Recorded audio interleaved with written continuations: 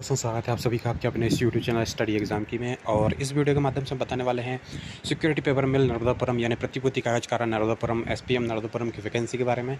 जी हाँ दोस्तों, नर्मदापुरम वैकेंसी निकल कर सामने आ रही है। क्या कुछ है इस वैकेंसी में, क्या कुछ पोस्ट है, सारी जानकारी आपको मिलेगी डिटेल में। तो यहाँ पर हम बताते हैं आपको जो पोस्ट मिलने वाली है वो वेलफेयर ऑफिसर की देखने को मिल रही है। सुपरवाइजर इलेक्ट्रिकल सुपरवाइजर प्रोडक्शन और lab supervisor store junior Hindi translator इत्यादि पोस्ट मिल रही हैं आपको 30/9 से 29/10 तक, यानी कि 29 अक्टूबर तक यह फॉर्म की लास्ट डेट रहेगी।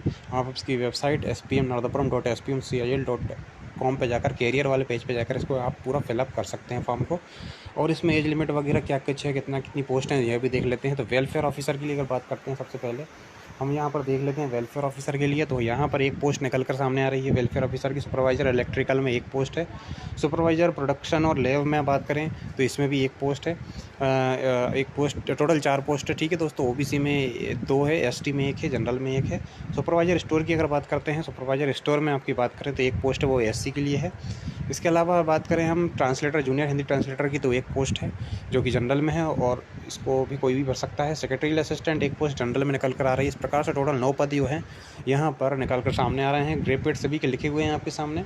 किसी का 29,000 से स्टार्ट है, किसी का 27,000 तक, किसी का 23,000 से, इस प्रकार से 85 से 90,000 के बीच इनका लास्ट पे स्केल तक लिखा हुआ है यहाँ पे। अगर हम बात करें यहाँ पर एज लिमिट क्या रहने वाली है, तो एज लिमिट हम बात करते हैं आपको, आपकी जो एज लिमिट है वो हम बता देते हैं। बाकी एसटी एससी में 5 साल का और ओबीसी में 3 साल का एज का रिलैक्सेशन मिलेगा ही मिलेगा। पहले आप क्वालिफिकेशन देख लीजिए वेलफेयर ऑफिसर के लिए क्या रहती है। तो कोई सी भी फुल डिग्री होनी चाहिए आपकी, ठीक है ना, फुल टाइम डिग्री होनी चाहिए। और इसमें आपको जो डिग्री जो होना चाहिए वो एक फुल टाइम डिग्री होनी चाहिए, जो डिप्लोमा होना चाहिए सोशल साइंस में आपका, ठीक है। और इसमें आपको बता दें, इसके साथ साथ आपको हिंदी इंग्लिश का नॉलेज जो है वो तो होना ही चाहिए नॉलेज, ठीक है ना। 29/10 तक आपकी एज लिमिट मैक्सिमम कितनी होनी चाहिए, 18 से 30 तक। 18 से 30 तक अंतिम जो पोस्ट भरने की डेट है वहाँ से। और सभी प्रकार की पोस्टों के लिए 18 से 30 तक एज लिमिट इसमें बोली गई है। सुपरवाइजर इलेक्ट्रिकल में फर्स्ट क्लास का डिप्लोमा होना चाहिए इलेक्ट्रिकल में, और इसमें आपको first class BTech BSc engineering electrical ये कंसिडर किए जाएंगे। आराम से आप जा सकते हैं इसमें। सुपरवाइजर प्रोडक्शन लैब की अगर बात करें तो इसमें first class full time diploma होना चाहिए, ठीक है ना। पल्प एंड पेपर टेक्नोलॉजी में या फिर केमिकल टेक्नोलॉजी में या केमिकल इंजीनियरिंग में होना चाहिए। First class BTech BSc engineering जो है वो आल्सो कंसिडर किए जाएंगे। सुपरवाइजर स्टोर की अगर बात करें तो mechanical electrical electronics chemical engineering जिनने भी करके रखी हुई है, उसमें अगर बात करें कौन कौन, तो बीटेक बीएससी वाले जितने भी कैंडिडेट हैं वो इसके लिए एलिजिबल रहेंगे। वो सब इसको फॉर्म फिलअप कर सकते हैं। तो इस सभी में लिखा हुआ है। इसका जूनियर हिंदी ट्रांसलेटर की अगर बात करें तो जूनियर हिंदी ट्रांसलेटर, इसमें आपको मास्टर डिग्री चाहिए है हिंदी में, इंग्लिश के विषय सब्जेक्ट के साथ हिंदी या इंग्लिश जो है ग्रेजुएशन लेवल पे आपने मेन सब्जेक्ट होने चाहिए। पोस्ट ग्रेजुएशन आपका इंग्लिश में है, वाइस वर्सा यानी, या फिर इंग्लिश में है, ठीक है। 1 ईयर एक्सपीरियंस भी चाहिए आपको हिंदी इंग्लिश का। इसके अलावा बात करें यहाँ पर आपका जो सेक्रेटरियल असिस्टेंट की पोस्ट की बात करते हैं, इसमें एज लिमिट 18 से 28 बोली गई है और ग्रेजुएशन बोला गया 55% के साथ ग्रेजुएशन अगर है। स्टेनोग्राफी आती है आपको 80 वर्ड पर मिनट की, तो आप इस फॉर्म को एलिजिबल हैं, फॉर्म को फिलअप कर सकते हैं। इस पोस्ट के लिए फिलअप कर सकते हैं फॉर्म को, सेक्रेटरियल असिस्टेंट। अब यहाँ पर हम आपको पूरा सिलेबस बता देते हैं किस पोस्ट के लिए क्या कुछ रहेगा। 18 से 30 एज लिमिट उन्होंने बताई दी आपको, कब से कब तक है, उसका एग्ज़ाम कब होगा। एग्ज़ाम होगा आपका नवंबर दिसंबर में, पहले ही लिख दिया इन्होंने, नवंबर दिसंबर में उसका एग्ज़ाम रहने वाला है। अब यहाँ पर हम बात करते हैं, ये इसका आपका सिलेबस सभी आप देख लीजिए। पोस्ट नंबर फर्स्ट से लेकर के 6 तक सभी के लिए यही रहने वाला है।